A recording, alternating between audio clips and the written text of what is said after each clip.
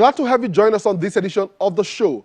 Our guest today will be sharing his thoughts on how to transform our airport leveraging technology, because we cannot continue to be asking for foreign investors on one hand and yet make it a terrible experience for those who decide to visit. We've got this interview and much more coming up on the show. I am Chukwemeka Agbata. Welcome to Tech Trends.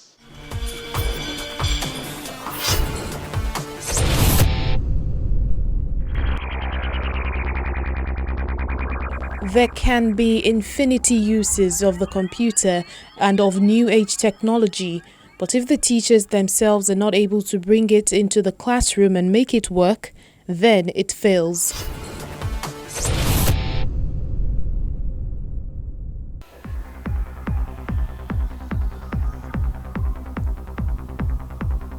Tade Samson, a young Nigerian trying to make his mark in the education technology sector, says he struggled to learn as a child, an experience he deems an affliction. But just as he disliked reading, he loves playing games on his mobile device. He says he managed to pull through all the way to his university level, experiencing the same problem over and over, until he met two other individuals of like minds, Hussein Alayo and Tobiloba Awugbemi. Together, and with the vision to make learning as fun as playing games, they founded Quizzack in 2019. It breaks every topics from every subject down into different games. Then as a student or a corporate organization, you could go on to Quizzack, you could pick a topic, and then you could really share it among your employee or among the students, and you all could play together in a real-time manner. So Quizzack is more like we're trying to gamify the experience of learning in the basic world. The startup wants to help improve the academic performance of students by providing them knowledge as they play games. The web and mobile application, through gamification, motivates and incites engagement among players, a different method from the traditional means of learning, all to show that learning can be fun. The idea about gamification is that the term itself is a mechanism that helps to motivate an individual to do what you want them to do. So what we want to do with gamifying learning is that we want to motivate every student to read their books. So gamification is all about understanding the problem of every student or an individual, and then giving them a challenge that they will be so much loved to really take on and then solve it. So with Quizzack, for example, we combine different mechanisms that exist in traditional games, such as challenges, such as points, such as badges, such as rewards, and we put them into a platform so that when you play a topic on Quizzack, for example, you score a point, and these points at the long run you can use it to get a gem, and these gems you can use them to claim a reward. So imagine you're learning and then you know that you can win a reward at the end of the day. So you'll be so motivated to learn. Imagine that you want to become a doctor, and while you're learning on Quizzack, we're telling you that if you are able to finish a particular topic in Quizzack, this is a rank you will get, as a doctorate rank you will get. If you are motivated to become a doctor, this is going to be like a challenge for you to want to really beat that particular problem. Although the EdTech startup scaled up during the peak of the COVID-19 pandemic in 2020, they had to pivot their business model to make parents their target and not students. A lot of these students were using the platform, astoundingly they were using Quizzack, but the problem was they were not paying for us. And then we then realized that, yeah, this is logical, these are students, we're targeting them as a customer, but no, it's the wrong market, it's the wrong customer. Then that was when we realized that we rather have to target the parents rather than the student themselves. Then we changed our revenue model at that point in time during the COVID-19, and then thankfully the whole effect really get onto corporate organization too, and then they started reaching out to us and they started asking how possible would it be for them to make sense of Quizzack to be able to create engagement among their employee and the likes. And then we saw that as a bigger opportunity, bigger market that will give us bigger revenue in the long run. The educational quiz app is aimed at learners, organizations, and teachers to give them a personalized experience as well as enhance their retention for subjects learned.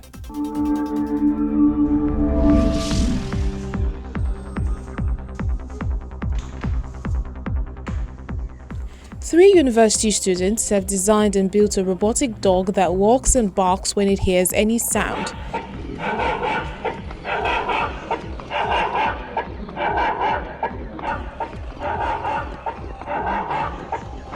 Designed as a black-furred robotic guard dog, the Nigerian students hope it will help fight insecurity in the country when adapted and mass-produced. Solely for security reasons, the robot dog reacts to sound and motion and begins to bark, while the owner can view the cause of its barking on a mobile device without the risk of stepping out into danger. This robotic dog is the invention and final year project of 3 students of the Adekunle Ajasin University in southwest Nigeria. This is the camera of the dog, which is also called the eyes of the dog. When the dog detects a motion through the motion sensor, immediately it is sending an electric pulse into the dog. It sends also to the camera, and then the camera helps the owner to interact with the dog to see what the dog is actually sensing. Adeyi and his friends started the theoretical aspects and initial aluminium structure of their project in 2019, but could not come together because of COVID-19 restrictions and lockdowns. They were able to complete it in 2021 after adding sensors, the camera, and fur skin to give the robot a more realistic look. So I may be in my room, and once I hear the sound of the dog barking, I can just connect my device and just want to see the person in front of the robotic dog. I can even take the picture of the person. I can do the video of the person. One of the major reasons why we opt for this robotic dog is for us to use it to tackle what the nation faces, which is security. With the help of this innovation, the owner of this robotic dog doesn't have to come outside to see why his or her dog is barking before he or she can know why or what is happening at the environment at that particular time. The students say the robot dog still needs to be developed further to get it moving, able to avoid obstacles on its way, recognize its owners, and operate in all weather conditions. But the cost of parts, all which have to be imported, remains a challenge. However, the team has a prototype of what the robot should be able to do when complete.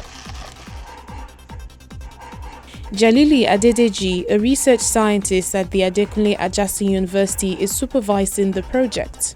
We want the dog to be more aggressive, and we want it to interact with man, with human being, so that it can be used for defense.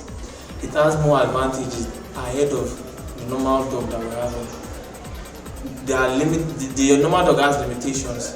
It can be shot at. But unlike this, even being shot at, it is still perfectly okay. It will still serve its job. And then when we start looking at the next version of the dog, it will have other features that this version 2 is not having.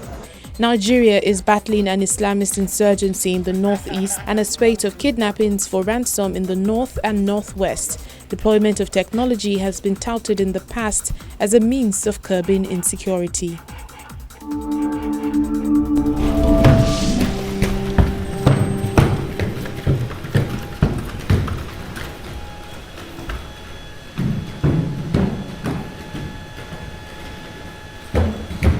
Boston Dynamics humanoid robot Atlas has been showing off its new skill, Parkour or free running. A video shows Atlas leaping over obstacles, doing backflips, and even falling flat on its face during practice runs. The team says if a robot can develop the same movement and flexibility as the average adult, then the range of potential applications will be practically limitless. Parkour is a useful organizing activity for our team because it highlights several challenges that we believe to be important. First, how do we build a high power density mobile robot that's capable of extended athletic behavior? How do we design control algorithms that can create a variety of behaviors and control them robustly? And how do we connect perception to action in a way that both captures long-term goals like getting from point A to point B and short-term dynamic goals like adjusting footsteps and applying corrective forces to maintain balance?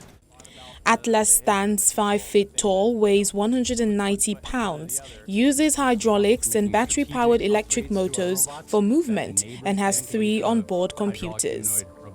It is designed to be used as a research and development tool, and its Boston Dynamics team are encouraged to push it to the limit.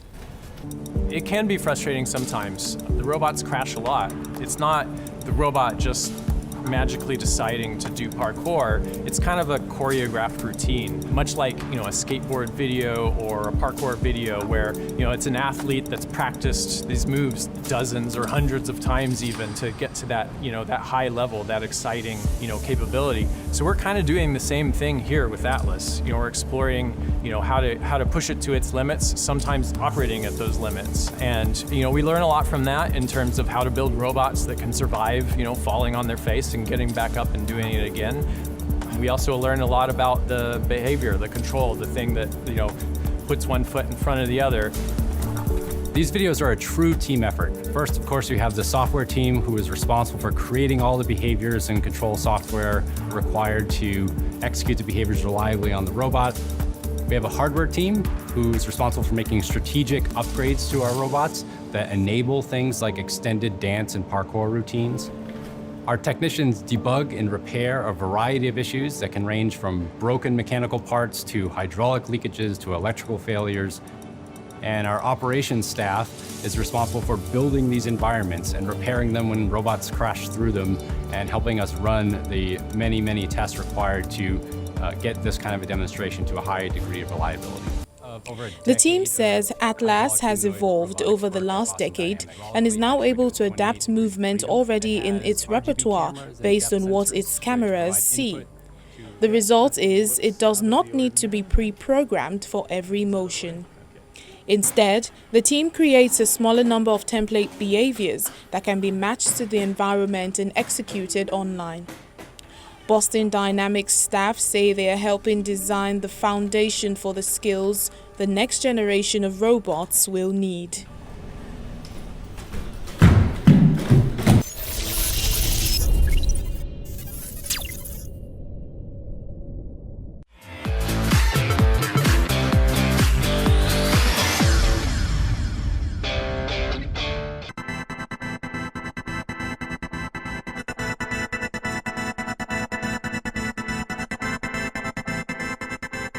Today's Tech Tips takes you through how to save an offline version of maps. Have you ever traveled out of your base and found yourself lost with no connection to the internet?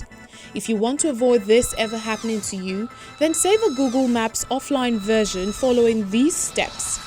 Step 1. Open your Google Maps app.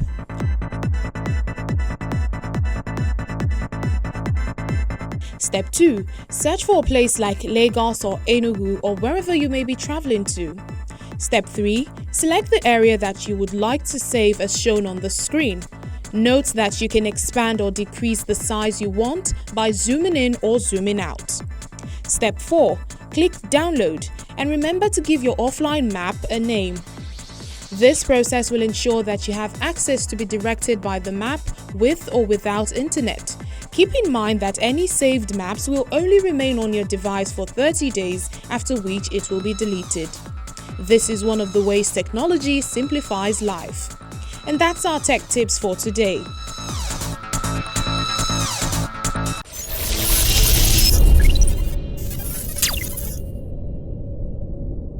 Next is my chat with Sunday Folanya, CEO, General Data Engineering Services. Stay with us.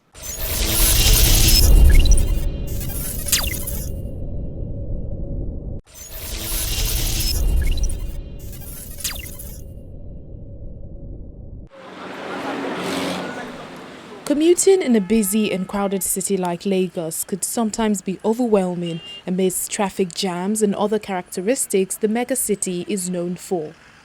With over 20 million people living in the state, a large percentage of the population rely on public transport for their mobility and spend several productive hours in traffic. But now, there are new technologies reshaping the way we move while also improving the efficiency of transport systems. Innovative transportation technologies such as autonomous vehicles and electric bicycles are helping people conveniently get to their destination faster and with less resources. Polari, glad to have you on Tech Trends today. Thank you very much for having me. How do you see technology and the way it's trying to disrupt the transport industry? I think it's it has a very important role to play in how transportation will be shaped for the next decade. We're already seeing that in other industries, and transport is not going to be exempt, right? We're going to see technology play a central role in how businesses and end users will interact with each other to be able to get, the services that they want, and how new value will be created. And this is really important. So a new kind of value will be created that would make the industry even more robust than it is right now. All right, and before I even dive into the things like driverless cars, but in terms of the African context, right? What should we be looking at? Because Africa's cities are growing tremendously. So how do you think we can better manage the Africa's transport infrastructure leveraging technology? I think we have to start from where we are, and like you rightly said, we're probably not there to be talking about some of these more advanced topics. Right now, what we're seeing is more awareness from the consumer side. So consumers know that they can expect more from service providers. So this is creating a sort of awareness and a demand pull from customers, which is driving innovation in this space. So there's a clear technology gap in the Nigerian or maybe African context. And service providers are starting to wake up to realize, look, our customers need more, all right? We need to serve them in the way they're demanding to be served. And this is making more businesses evolve very slowly, but already evolving to adapting to these new tools and making them better equipped to serve customers better. And I think that's where it's going to start from. So we're already seeing that trend. And then, of course, we'll see more advancement being built on that foundation. But first, we must address the fundamental infrastructure gap. And this is, where the work is right now. So you're saying that things like driverless cars shouldn't bother us now? Quite honestly, I think we just have to address our own context. And I think that's one important reality, right? That we must accept in the African context. It's not a race, all right? So we are developing at our own pace. And I think it's really important that we focus on the current problems of today. And yes, of course, we'll get there. We're very optimistic we will, but one step at a time, I guess. Okay, but let's also look at things around electric vehicle and all the other forms of modern transport technologies that are coming on stream. How would that help a city like Lagos? Well, I think it has a role to play, but no matter how we look at it, we have to accept that infrastructure is still really key. All of these systems, if you look at other cities where you have them evolving, you have the government playing a central role in building infrastructure. And where the government is not doing that, the private sector has to.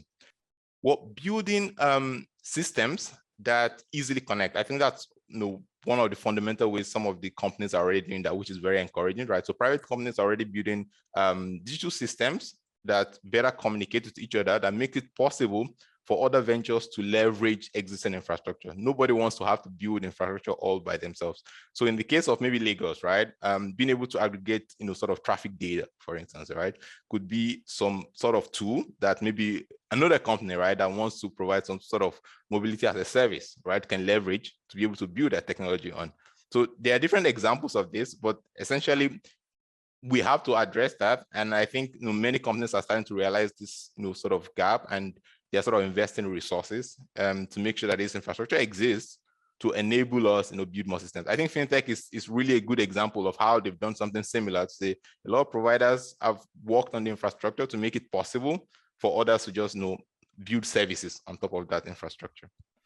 Yeah, but the transport industry seems to be very fragmented. Do you think that startups like yours can create more value? Yes, absolutely. It is fragmented, true, and this is where infrastructure would help a lot, right? To bring them a little bit closer. We're adding value by addressing the core problem. So in our case, we're saying we're building simple inventory management system. You give it to the providers. This already connects them to the grid in a sense. And them being connected means other service providers can leverage that data on that sort of grid. So in our case, it's simply like an API that aggregates inventory. And that's one easy way, right? So if you have a retailer out there who wants to sell more inventory, they don't have to go, sort of like build their own distribution systems and try to get a sales network. They don't have to do any of that. They simply leverage existing APIs and they are, in business. And that's really massive, when you think about the value they can create in the space. So yeah, so that's one example, right, of saying, just put simple tools in the hands of the businesses, connect them to the grid, and essentially you already have so much potential in such a system. Yeah, Larry, but that throws up another challenge, which is the challenge of user education. So you throw up these devices or these solutions in their hands, and how do you manage the fact that you have to also now teach them or educate them on how to use these devices? Quite simply, you have to do it. Somebody has to do it. I think that there's no running away from that. I'm really encouraged seeing a lot of edtech platforms working around this topic. Education is key. You need real humans. These are not automated systems. Human beings have to interact with them. So yes, I think I have to admit it is one of the hardest parts of building any company right now if you have to address some of these fundamental issues, but I think it has to be done. I have a couple of people I talk to who see building companies in Africa right now as some sort of impact investment. And I think if you see it that way, it also kind of helps because you further, development of people, right? So teaching them, educating them, and it's sort of like paying it forward. I think it pays off in the long term, but the reality, it is really difficult. But we've seen progress, right? We've seen some of these other platforms that we're leveraging. So we actually have a couple of them that we have partnership with that's making it even easier now. So I'm hoping that in the next couple of years, you're going to have even much more access to tools to educate people, right, in digitization. Yeah, I mean, I like your honesty because someone has got to do the work, right? Someone has to. Mm-hmm. But I don't know whether you followed, because on this show I like to look at practical use cases on how we can use technology to solve problems. Now I don't know whether you followed the Anambra election situation where INEC said they paid the transporters, and on the day of election they didn't show up. How would a tool like yours have helped? Absolutely. This again is one of those practical examples that make it easy. It would have helped to give, let's say, the INEC officials visibility about all the transporters, all the drivers that are in transit, and it's pretty simple to deploy. So in our case, there's a simple driver app that they could just say, okay, make all the drivers install this app. Once you dispatch the materials to them, they simply have to sort of start, and that sort of triggers the tracking functionality, right? And the INEC officials can just view from the dashboard and see, okay, which drivers are where, how much time to destination, and all that. And if there are any issues, they can proactively address them. Maybe contact the service provider and say, why is your driver still on the way for so long or something? Finally, what role do you think government can play in helping to sanitize the transport industry? Government has a very important role. Transport is still one of those really crucial segments that is easily overlooked, right? I think for some reason it's too well overlooked. Government would help a lot if they come in and sort of oversee. I think it's very tricky to not use the word regulate. I think regulate could mean different things, right? So I don't think the problem is so much regulation, but maybe just enabling, right? Or creating rules or sort of policies that would help the private sector really contribute and make the industry grow faster than it currently is. I think transport is really crucial. We all need to move from place to place. And I think government has fundamental role. Then of course, there's a question of infrastructure, right? There isn't enough investment in infrastructure. Roads, vehicle policies, some of those fundamental things need to be there. Security, for instance, right? I mean, we deal with that every day. People want to travel safely. So those are fundamental things that if put in place will make innovation or development in this sector move a lot quicker. Yeah, Larry, you guys are definitely pushing in an interesting space. So thank you for being on the show. Wish you all the best. Thank you very much for having me.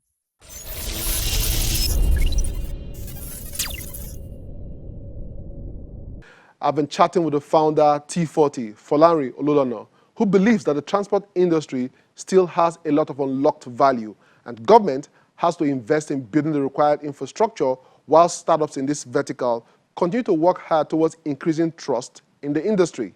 That's it for our show today. You can watch this and previous edition of the show on Channels TV, YouTube, or cfablog.ng. For Tech Trends, I'm Chukwemeka Agbata.